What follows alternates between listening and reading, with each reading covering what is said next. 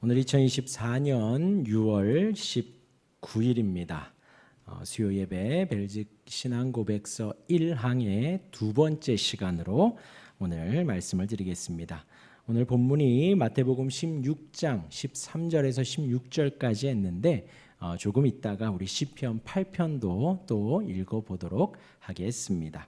제목은 이제 믿고 고백한다. 우리 지난주에는 하나님의 유일한 한 분 하나님이라는 제목으로 벨직 신앙 고백서 1항을 나누었고요. 전반적인 이 말씀을 드렸고, 오늘은 1항에서 이제 믿고 고백한다라는 어떤 그 주제로 조금 말씀을 1항에 대한 말씀을 좀 드리도록 하겠습니다.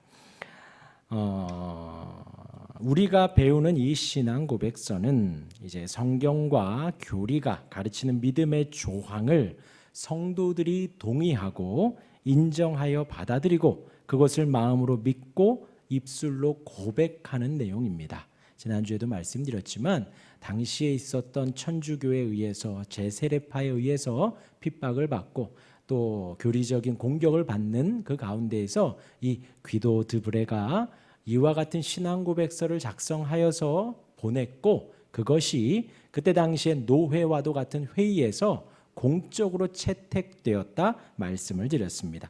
그래서 우리가 신앙 고백서라고 했지요. 이것을 무엇이라 하는가? 이제 성경에 담긴 진리를 여러분 나눠드린 유인물에 우리 믿음의 선배들은 다음과 같이 정리를 해놓았습니다.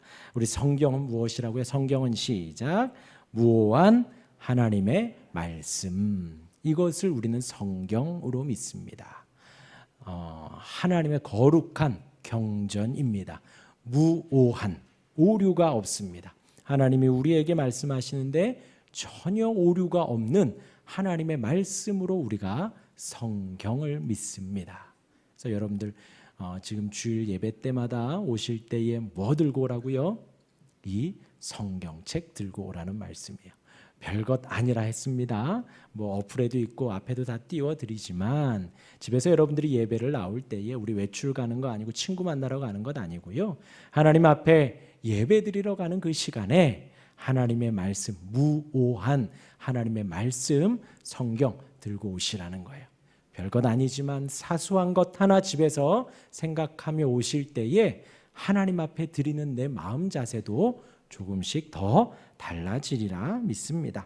그래서 성경은 무오한 하나님의 말씀이고요. 우리가 지지난주까지 했던 웨스트민스터 소요리문답, 소교리문답이에요. 그 교리가 무엇이냐? 우리 두 번째 교리 시작. 무오한 하나님의 말씀이 가르치는 신앙의 사실. 그러니까 무오한 하나님의 말씀 같아요. 거기에서 가르치는 바가 무엇인가를 이제 교리로 정리를 해 놓은 것입니다. 그래서 이 부분은 이것이 진리는 아니지만 진리에서 파생되어서 나온 것이에요. 우리가 믿는 바가 무엇인지를 정리를 해 놓은 것입니다. 신앙의 사실이고요. 그에 따른 신조가 무엇인가? 우리 신조 시작. 교리가 가르치는 것을 믿는 믿음의 조항들. 예를 들면 그 옆에 뭐라고요? 사도신조. 우리가 말하는 사도신경을 말하는 것입니다. 그것을 믿음의 조항들로 이렇게 나눈 것입니다. 그리고 교리문답은 무엇인가? 성경 교리와 신조에 대한 문답식 교육. 그래서 하이델베르그 요리문답도 문답식으로 되어 있지요. 그리고 우리가 웨스트민스터 소요리문답도 문답식으로 되어 있습니다. 그래서 성경 교리와 신조에 대해서 문답식으로 교육했다라는 것이고요. 마지막으로 그럼 신앙 고백이 무엇인가? 시작. 무오한 하나님의 말씀이 가르치는 신앙의 사실에 대한 인정과 고백. 그러니까 하나님의 말씀에서 우리가 1항에서 유일한 한 분 하나님을 나누었습니다. 그것이 다 어디서 나온 것이다? 무오한 하나님의 말씀 속에서 나온 것이에요. 여기에서 나오는 그 말씀이 가르치는 신앙의 사실들에 대해서 우리가 인정하고 고백하는 거예요. 그래서 그것을 오늘 제목과 같이 다른 말로 믿고 고백한다라고 표현을 한 것입니다. 그래서 오늘은 지난주에 나누었던 하나님의 본질, 하나님만 가지신 속성, 또 하나님과 우리가 가진 속성, 그것들을 우리가 믿고 고백한다 그랬습니다. 그래서 오늘은 그 부분에 좀 초점을 맞춰 보면요. 여기에서 이제 고백이라는 단어는 고백하다, 선포하다, 인정하다, 증언하다라는 등으로 이제 사용이 됩니다. 그런데 여기에서 그 중에서 이제 증언하다에 우리가 좀 초점을 맞춰 보면요. 증언 어디서 하는 거죠? 법정에서 합니다. 법정에서. 우리가 법정에서 사용하는 법률 용어로서 고백하다, 증언하다라는 말들을 하는 것이에요. 그래서 법정에서 우리가 두 눈으로 본 사실들을 증언하는 것입니다. 우리가 본 것, 우리가 눈으로 본 것, 들은 것, 그것에 더하여서 진실을 증언하는 거예요. 그것이 고백이라는 거예요. 근데 지금 이 고백이 어디서 나왔냐? 그 신앙 고백에서 나온 거예요. 유일한 한 분 하나님을 우리가 증언한다, 고백한다. 지금 이렇게 연결을 하셔야 돼요. 그래서 그 사실을 우리가 확증하는 것입니다. 우리가 보고 들은 그 진실을 증언하는 거예요. 어디에서요? 제일 먼저는 심판대 앞에서. 우리 주님 다시 오실 때 우리가 심판대 앞에서 이 믿음을 고백을 하는 거예요. 그리고 우리가 이 땅을 살아가면서 우리의 삶 속에서도 고백하고 많은 사람들 앞에서도 고백하고요. 그래서 그 고백, 증언 가볍지 않다는 것을 말씀드리는 거예요. 단순히 우리가 방금 찬양한 대로 우리가 그냥 흥얼흥얼대는 대로 노래하고 마치는 것이 아니라 법정에서 내가 모든 책임을 진다라는 마음을 가지고 진중하게 고백하는 것을 우리가 증언하다, 고백한다라는 거예요. 그래서 신앙고백서 처음에 우리가 신앙고백서 봤죠. 우리 모두는 우리가 하나님이라고 부르는 단 한 분의 단일한 땡땡땡 쭉 가서 맨 마지막 줄에 근원이심을 마음으로 믿고 입으로 고백한다. 이 고백이 그렇게 증언하는 것이라는 거예요. 증언. 그래서 이 말이 지금 우리가 어떤 하나님을 보고 들었는지에 대하여서 증언하는 거예요. 그리고 우리가 믿는 그 신앙, 하나님이 어떠한 분인지, 예수님이 어떠한 분인지, 또 성경에 대하여서는 어떻게 믿어야 할지, 교회는 어떠한지 등등에 대한 내용들을 우리가 고백하는 것이고, 이 고백은요 단순히 제가 이 시대에 만들어낸 것이 아니라 우리의 신앙의 선배들이 만들고 증언하고 수정하고 또 공적 회의에서 확증하여서 선택하고 채택한 내용들이다라는 것입니다. 그래서 우리는 이 땅에서 기독교에 대한 어떤 새로운 이론을, 새로운 것들을 막 만들어내서 증거하는 것이 아니라 우리의 믿음의 선배들이 어떤 고백을 했는지, 어떤 성경 해석을 했는지를 찾아가서 우리도 같이 그 고백을 하는 거예요. 우리도 같이. 그래서 믿는다, 고백한다, 마음으로 믿고 입으로 고백한다 그랬죠. 그래서 먼저 믿는다라는 걸 우리가 생각을 할 때는요, 그 믿음에는, 이 믿는다라는 단어에는 두 가지 의미가, 여러 가지 의미가 있겠지만 크게 두 가지가 있는데, 하나는 뭐냐면 나는 내일 비가 올 것이라고 믿어 하는 거예요. 근데 이제 사실 100%는 없잖아요. 다 예보에서도 퍼센트로 나오잖아요. 40%, 내일 비가 올 확률 40%, 내일 비가 올 확률 60% 등등으로 이야기를 합니다. 우리 어르신들은 무릎이 삐걱거리고 이빨이 시고 어깨가 막 아프고 내일 비 올 것 같아 등으로 하지요. 근데 지금 이런 말들에 어떤 말이냐면 확실한 건 아니지만 나는 믿는다라는 거예요. 올 수도 있고 안 올 수도 있지만 나는 믿어라는 의미가 담겨져 있는 것이죠. 그런데 이와 같은 믿음의 고백이라면, 우리가 예수님을 이렇게 믿는다면요, 예수님 좋은 분인 것 같아서 내가 믿어 라고 우리가 고백을 할 수 있다라는 거예요. 방금 읽은 우리가 본문 마태복음 16장에서 예수님이 제자들에게 물었습니다. 근데 이제 거기에서의 배경 두 개가 16장에 나오는데, 배경 중에 하나가 뭐냐면 바로 우리가 읽은 13절 그 위에 윗단락의 내용이에요.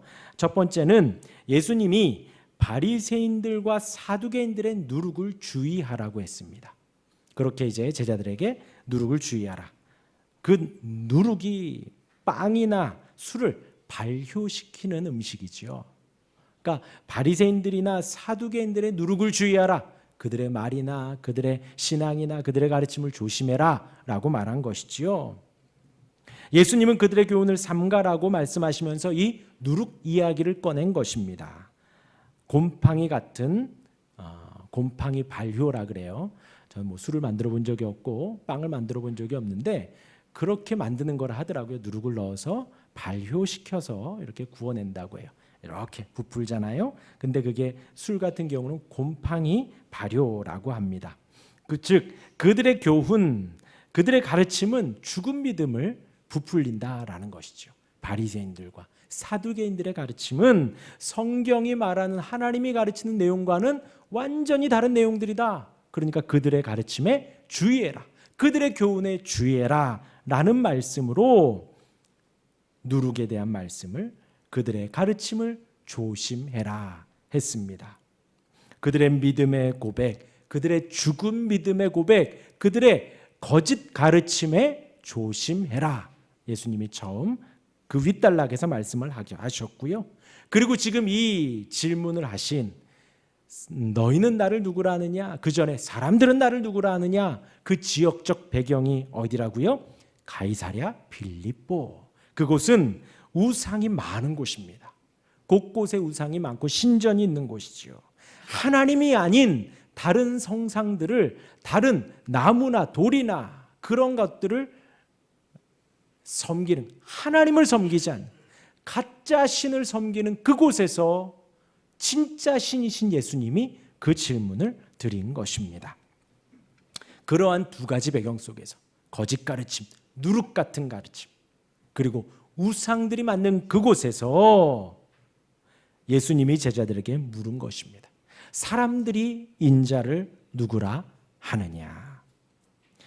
예수님이 제자들에게 여론을 물은 것이지요. 그에 대해서 제자들이 답합니다. 우리 14절 같이 한번 읽어볼까요? 14절 시작.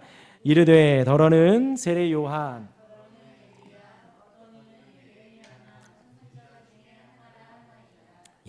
세상 사람들은 지금 이렇게 고백을 한다는 것이지요.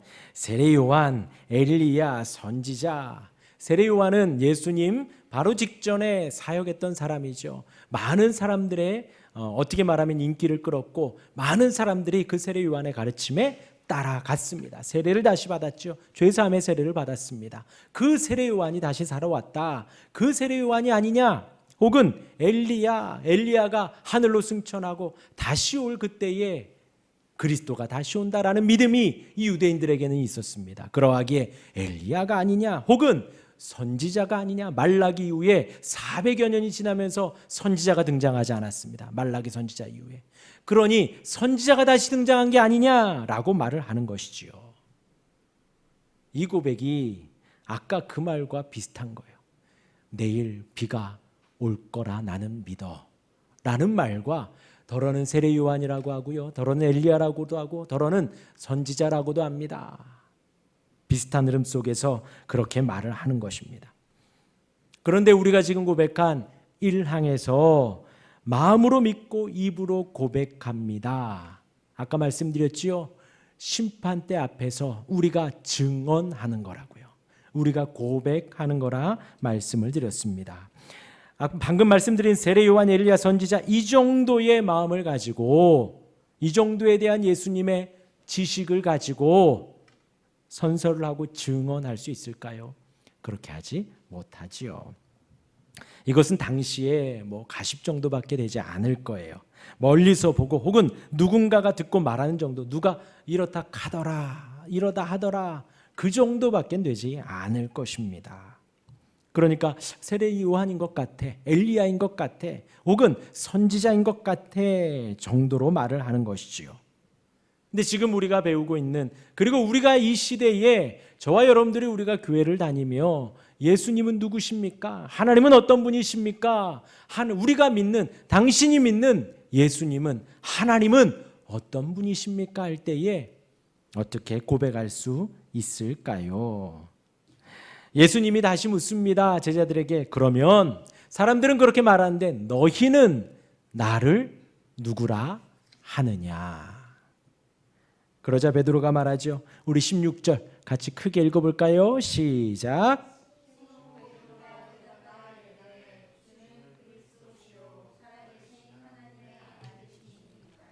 예. 지난 마태복음 강해를 할 때 이 부분을 나누면서 베드로의 답이 100점이라고 했습니다. 이 답은 100점 정답이에요. 답이에요. 그런데 베드로의 믿음은 100점이 아니라 그랬죠. 아직 믿음은 덜 됐다 그랬습니다. 그래서 오늘도 베드로 후서 강해를 하면서 시몬 베드로, 원래는 시몬의 이름이지만 예수님께서 게바라 베드로라는 이름을 지어주셨습니다. 반석이다, 돌이다, 믿음의 굳건한 초대교회의 반석이 될 것이다 했습니다. 그런데 그 반석까지 되는데 복음서에서는 그런 모습이 나오지 않아요.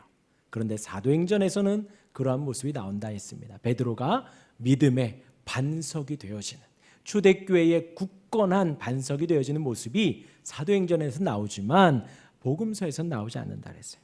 그러하기 때문에 이 16절의 말씀은 문장 그대로는 100점짜리 답이지만 베드로의 마음의 믿음은 100점은 아니다 했습니다.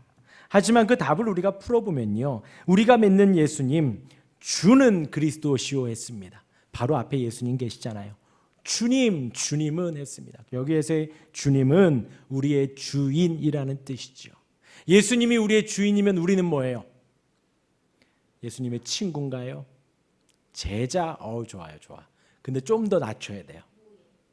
그렇죠. 노예. 정확해요. 종. 둘로스는 노예라는 뜻입니다. 노예. 노예는 자기의 생각이 없고요, 자기의 뜻이 없어요. 주인이 시키는 대로 하고 주인이 하라는 대로 해야 됩니다. 가라 그러면 가고 오라 그러면 오고, 자기의 의견이 없는 사람들이 노예이지요.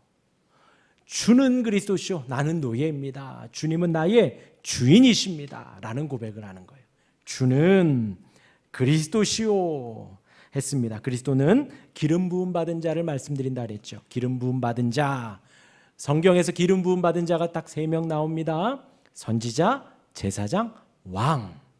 선지자가 기름 부음을 받고요, 제사장이 기름 부음을 받고 왕이 기름 부음을 받습니다. 그래서 주님은 기름 부음 받은 자입니다. 우리를 가르쳐 주시는 선지자이십니다. 또 하나님과 우리 사이를 중보하시는 제사장이십니다. 지금도 제사장 역할을 하셔서 하나님 보좌 우편에서 우리를 위하여 중보하고 계시지요. 그리고 왕이십니다. 우리를 다스리시고 우리와 함께 하시고 보호하시지요. 그 의미를 다 담아서 주는 그리스도입니다. 주는 기름 부음 받은 자입니다. 살아계신 하나님의 아들이시니이다. 살아계시다, 지난주에 말씀드렸어요. 존재하신다 했지요. 하나님 한 분, 하나님, 영이신 하나님이 존재하신 하나님이다 라는 것을 담고 있다 그랬어요. 실제하신. 지금 여기에, 지금 이 홀에만 하나, 둘, 셋, 넷, 다섯, 6분이 계십니다. 그리고 거기에도 하나, 둘, 셋, 넷, 5분이 계십니다. 여기 6명, 거기 5명. 존재 6명이에요. 하나, 둘, 셋, 넷, 6명이군요. 최은호 집사님 무릎에 하준이가 가려서 안 보였습니다. 6분이 계시고 여기 6분이 계셔요. 존재하는 거예요. 여기에 6명의 인원이 존재합니다. 마찬가지로 하나님은 영이십니다. 우리 눈에 보이지 않지만 영으로 존재하십니다. 실제하십니다. 살아계신 하나님이십니다. 살아계신 하나님의 아들이십니다 라는 고백을 베드로가 한 것이지요. 누구를 보고요? 지금 눈앞에 있는 허름한 옷을 입고 지금 같이 광야를 떠돌아다니는 그분을 향해서 베드로가 믿음의 고백을 한 거예요. 그러니까 예수님이 칭찬하신 거죠. 바요나 시몬아, 그것을 너에게 알려준 건 혈과 육이 아니다. 하나님이 알게 하신 거다. 아버지께서 알게 해주셨기 때문에 그러하다. 극찬을 한 것이지요. 베드로가 고백을 할 수 없다라는 거예요. 내 눈앞에 있는 이분이, 이 선생님이 잘 봐야 아까 말한 대로 선지자쯤 보는 것이고, 잘 봐야 랍비 선생님 정도로 보는 건데 베드로가 지금 이 고백을 했다라는 것이지요. 살아계신 하나님의 아들로서 그리스도로 이제 온 세상을 통치하시고 심판주로 오십니다. 그리고 하나님의 아들이십니다. 독생하신 하나님의 아들이십니다. 우리의 유일한 구주이고 그 아들로 말미암아 우리의 죄 사함을 얻고 우리가 의롭다함을 얻게 되는 것입니다. 누구로 말미암아? 예수 그리스도로 말미암아. 오직 예수님의 이름으로 말미암아 우리의 죄가 용서함 받고 우리가 의롭다 여겨지고 우리가 하나님의 자녀가 되는 것이지요. 제가 막 말씀을 드렸지만 중요한 것은 말씀드린 이 내용들이 진실이라는 거예요. 사실이라는 것입니다.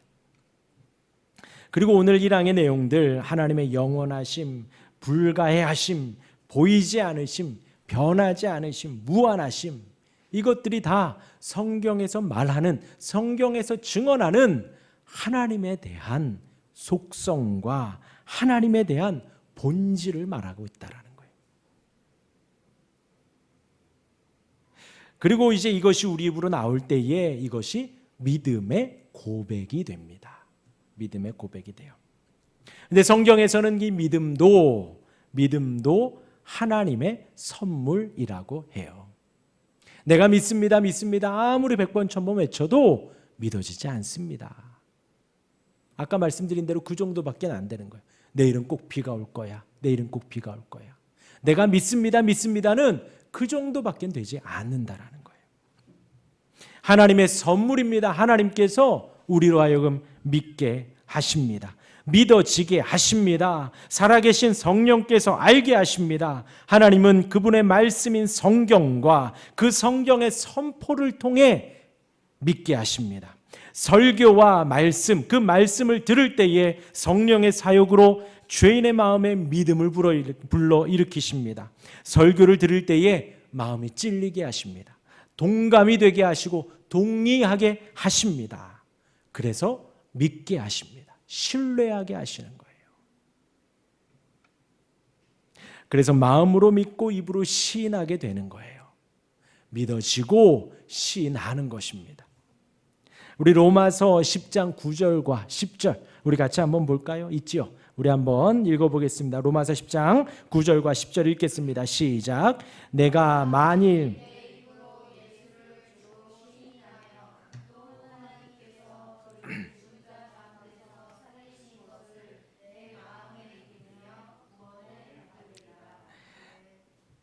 이 로마서의 고백은 실로 아까 말씀드린 대로 묵직해요. 왜 묵직하냐? 지금 저와 여러분들처럼 이렇게 앉아 있어서 지금 시원하신가요? 아직 여전히 더우신가요? 시원하셔요? 거기도 좀 시원하신가요? 예. 우리가 지금 시원하게 편히 앉아서 예수님 구주님을 믿습니다. 마음으로 믿어 의에 이르니 구원에 이릅니다. 지금 이 로마서를 작성하는 이 바울과 이 로마서의 수신자들이 이 고백을, 이 바울의 서신을 보면서 이 말씀을 읽을 때에 눈물이 주룩주룩 나는 거예요. 말씀드린 대로 단순히 편히 앉아서 따라 고백하는 것이 아닙니다. 당시에 로마의 핍박 속에서 예수를 그리스도라고 하나님이며 하나님의 아들이라고 하면 그들은 손해를 당했습니다. 그 손해를 각오하고 입으로 고백을 해야 했어요. 지금처럼 입으로 고백한 것과 어떤 CCTV가 나오고 녹음본이 나오고 녹화본이 나와서 진실이 뒤집히고 지금은 그러하지만 이때에는 입으로의 고백이 CCTV였고 녹음본이었고 녹화본이었습니다. 그러기에 두 사람의 증언이 일치하면 그것은 법정에서 증언으로 사용이 되어질 마음으로 믿어 입으로 고백하는 것은 그만큼 엄중했습니다. 특히 예수님을 믿는다, 예수님이 하나님이시다, 살아계신 하나님의 아들이시다, 유일한 구주다 라고 고백을 할 때에 이 로마서의 발신자와 수신자는 손해를 감수해야 했습니다. 더 심할 경우 감옥에 갇히기도 하고 죽음을 각오하기도 했습니다. 이러한 상황 속에서 믿어지는 것은 기적입니다. 이러한 모든 손해와 핍박을 감수하고도 입으로 고백하는 것은 기적과도 같은 일이었습니다. 성령 하나님의 역사가 아니면 이루어질 수 없다라는 것이지요. 그러하기에 에베소서에서 이것은 다 하나님의 선물이라는 것입니다. 그럼에도 불구하고 내가 믿어지고 그럼에도 불구하고 내가 고백을 하기 때문입니다. 그 믿음이 우리에게 구원을 준다라는 거예요. 구원하는 믿음은 지금 이 로마서의 이 고백, 마음으로 믿고 입으로 고백하는 이 구원하는 믿음은 우리의 삶을 장악합니다. 우리의 존재 전체를 주관합니다. 우리의 모든 결정에 영향을 미칩니다. 여기 계신 어느 누구도 이사가지 않으실 거예요. 모든 결정에 영향을 미칩니다. 참된 믿음은 그렇게 우리의 삶을, 인생을 인도해 간다라는 거예요. 참된 믿음은 주님에 대한 지식입니다. 다른 게 아니라 참된 믿음, 내가 믿음이 있는가? 주님에 대한 지식을 알고 있는가? 주님을 향한 사랑입니다. 내가 주님을 정말 사랑하는가? 그리고 그 주님을 영화롭게 하고자 하는 나의 열망이에요. 다른 열망이 아니라 내가 다른 것에 혈기를 내고 힘을 내고 열정을 쏟는 것이 아니라 하나님의 영광을 나타내기 위해서 힘을 쓰고 열정을 다하여 드리는 것입니다. 주님을 영화롭게 하는 열망이고요. 참된 믿음은 주님의 말씀으로 자라갑니다. 다른 것으로 자라가는 것이 아니라 주님의 말씀으로 참된 믿음은 자라갑니다. 만일 우리가 믿는 자라면 우리는 그분을 사랑하고 그분의 말씀, 그분의 교회, 그분의 백성들을 사랑한다는 거예요. 이어서 우리 두 번째 우리 시편 8편을 보겠습니다. 그렇게 우리가 마음으로 믿고 입으로 고백하며 우리 시편 8편의 내용들을 한번 한 절씩 보도록 하겠습니다. 우리 1절 같이 읽어볼까요? 시작. 여호와 우리 주여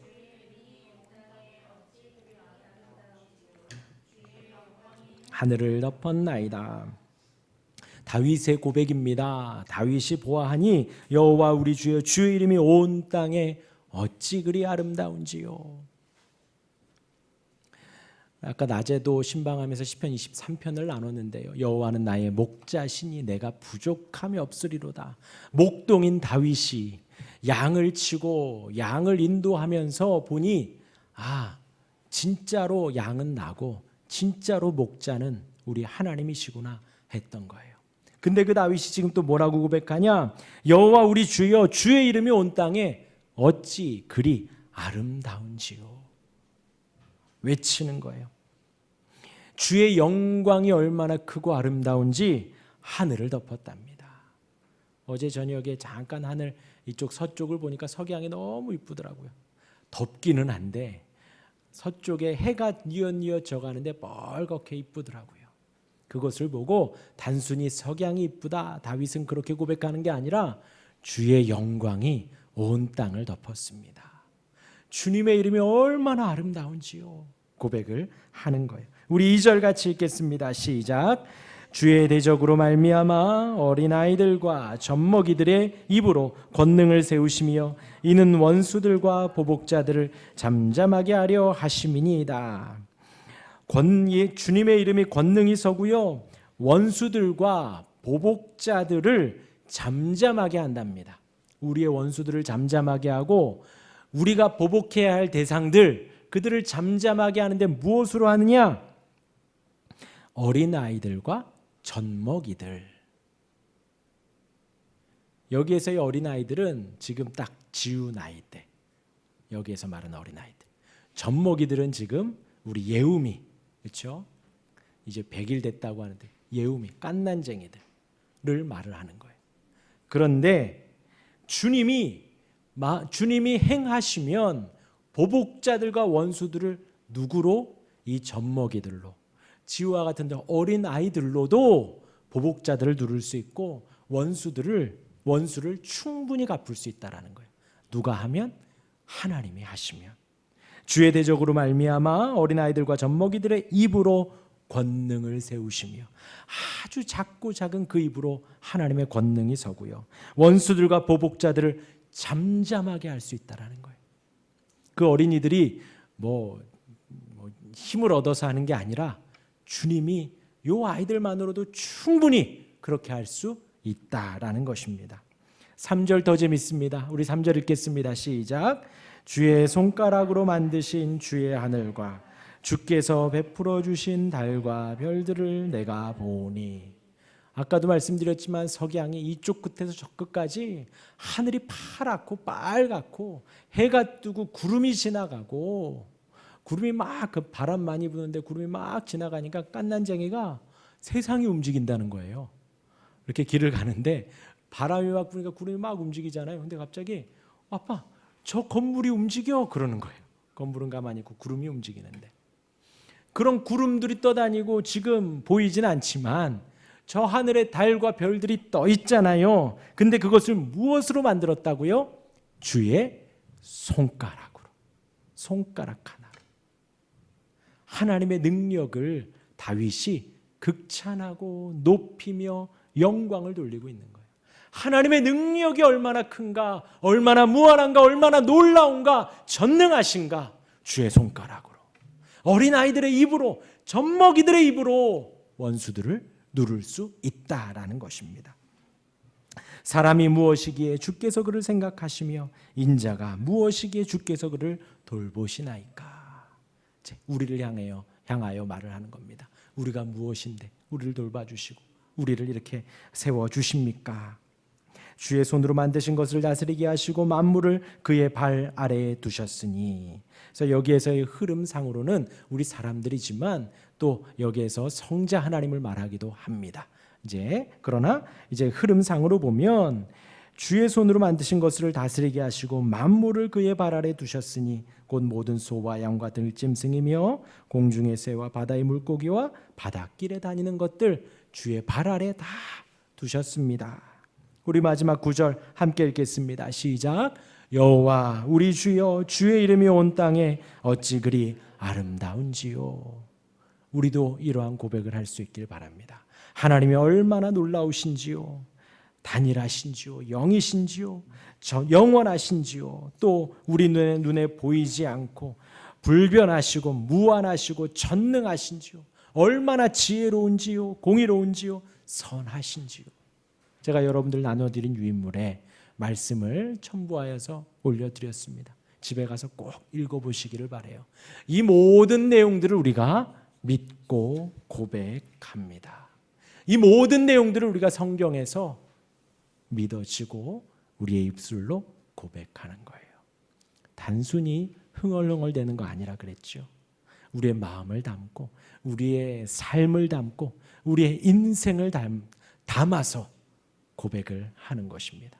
그 고백 아래 온전히 서시고 그 고백으로 우리의 믿음의 선배들에게 했던 것처럼 우리 또한도 그렇게 고백할 수 있기를 주님의 이름으로 축원합니다. 아멘.